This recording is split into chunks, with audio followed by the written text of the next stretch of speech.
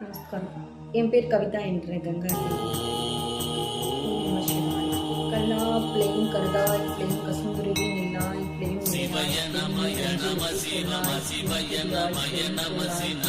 எல்லா பிளேம் பொருள் தருவார் கட்சி ஏகம் மணியே கட்சி ஏகம் இந்த வீடியோ எதுக்குன்னு கேட்டிருந்தீங்கன்னா, சிவ பூஜை எப்படி பண்றதுன்னு என்னோட குருட்ட கேட்டிருந்தீங்கன்னா என் குரு அதுக்கு தான் இந்த வீடியோ. என்னோட குரு யாருன்னு கேட்டீங்கன்னா, வெள்ளிங்கிரி மலையில இருக்காங்க சிவ யோகி. என்னோட குரு அவங்க தான் இந்த சிவபூஜை எப்படி பண்ணணும். இந்த சிவபூஜை எப்படி பண்றதுன்னு 4 மணிக்கு எழுந்திருக்கேன். 4 மணிக்கு எழுந்திரிச்சு குளிச்சுட்டு வாசல்ல மங்களகரமா வச்சுட்டு அதுக்கப்புறம் தான் நான் அந்த பூஜா அறைக்குள்ளே வருவேன். அந்த பூஜா அறைக்குள்ள இங்கே சாமி ரூம்ல க்ளீன் பண்ணினா அந்த காஞ்சி பூ வச்சுட்டு அவங்க விளக்கு பொருத்திட்டு அவங்களுக்கு வில்வேல வச்சுட்டு பிரசாதம் ஏதாவது தண்ணி ஃபஸ்ட்டு தண்ணி வச்சு துளசி போட்டு தண்ணி வச்சிடுவேன். அப்புறம் பார்த்தீங்கன்னா ஏதாவது பிரசாதம் டெய்லி வச்சுருவேன். சில நேரம் பிரசாதமே இல்லை அப்படின்றது நான் கஞ்சி வச்சு வெங்காயம் முடிச்சு வச்சிருவேன். என்கிட்ட இதான்ப்பா இருக்கு ஏற்றுக்கோங்கன்னு சொல்லியிருக்கேன். அவரும் அதை ஏற்றிருக்காங்க, அதையும் நான் உணர்ந்திருக்கேன். மற்ற பிரசாதம் வச்சிருக்கப்ப கூட எனக்கு அதுல ஒண்ணுமே இருக்காது. எறும்புகள் சாப்பிடும் பார்த்துருக்கேன்.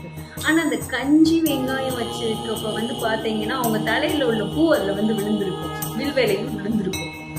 அதை நம்ம போய் புறாக்கு ஏதாவது வச்சிடலாம், இல்லை வீட்டுல சின்ன குழந்தைங்க இருந்தா சாப்பிடுவோம். அன்னைக்கு ஒரு நாள் குழந்தையே இல்லை, நான் தான் சாப்பிட்டேன். அது எப்படி சொல்றேன்னே தெரியல. அது உண்மையில அந்த கஞ்சி அவ்வளோ நேரம் நொசந்து போயிடும்னு சொல்லுவாங்க. ஆனால் அது அவ்வளோ ஃப்ரெஷ்ஷாகவே இருந்துச்சு. காலையில் வச்ச கஞ்சி நான் ராத்திரி தான் சாப்பிட்டேன், எடுத்தேன். அவ்வளோ நல்லா இருந்துச்சு. உண்மையில எனக்கு ஒரு ஆச்சரியம்.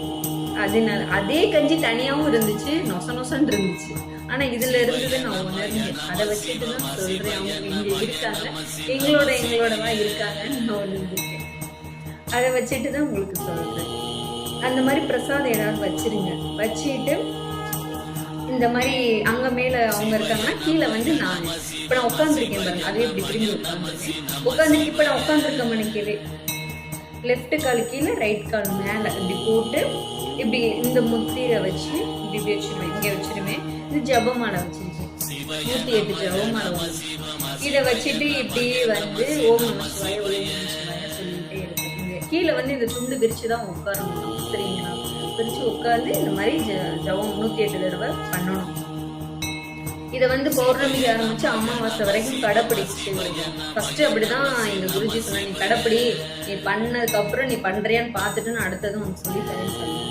அதே மாதிரி எனக்கு டெய்லியும் 4 மணிக்கு எழுந்திரிச்சு இந்த மாதிரி பண்ணதுக்கு அப்புறம் தான் அடுத்த ப்ராசஸை கூட்டிட்டு போனேன். அடுத்த பூஜைக்கு எடுத்து இப்படி பண்ணுங்க அப்படின்னு. கண்டிப்பா நீங்களும் இப்படி பண்ணுங்க. கண்டிப்பா சிவபெருமான அருள் உங்களுக்கு கிடைக்கும். அது எப்படி சொல்றதுல நீங்களே உணர்வீங்க. இதுக்குள்ள அவரே உங்களை கூப்பிடுவாங்க. அவங்களோட பக்தர்கள் அவர் தான் சூஸ் பண்ணுவாங்கன்னு சொல்லுவாங்க. என்ன கூட அவங்க தான் சூஸ் பண்ணுவாங்க. நான் இதுக்கு முன்னாடி ஏதோ சாமி எல்லா சாமியும் கும்பிட்டு தான் ஒரு ரோட்ல போற ஒரு அவங்க சொல்லக்கூடாது பிச்சைக்காரவங்க, அவங்க தான் சொன்னாங்க, சித்தியம்போக்கு சிவம்போக்கு, நீ சிவனை வழிபட்டா சிவன் உன்னை கூப்பிடுறாரு அப்படின்னு சொன்னாங்க. அதை வச்சுட்டு தான் நான் என்னடா அப்படி திடீர்னு சொல்றாங்களே அப்படின்ட்டு தான் நான் சிவ பூஜை பண்ணேன். அந்த சிவ பூஜை பண்றதுக்கு முன்னாடி நான் அவர்கிட்ட நான் சகசமா பேசுவேன். டெய்லியும் அவர்கிட்ட பேசுவேன், அந்த மாதிரி பேசுவேன். சரி என்கிட்ட எனக்கு என்னை சொல்றாங்க இந்த மாதிரி, உண்மையிலே நான் உங்களை வணங்கணும்னு இருந்ததுன்னா சிவனிய நீங்க எனக்கு வரணும்னு சொன்னேன். அதே மாதிரி பண்றாங்க.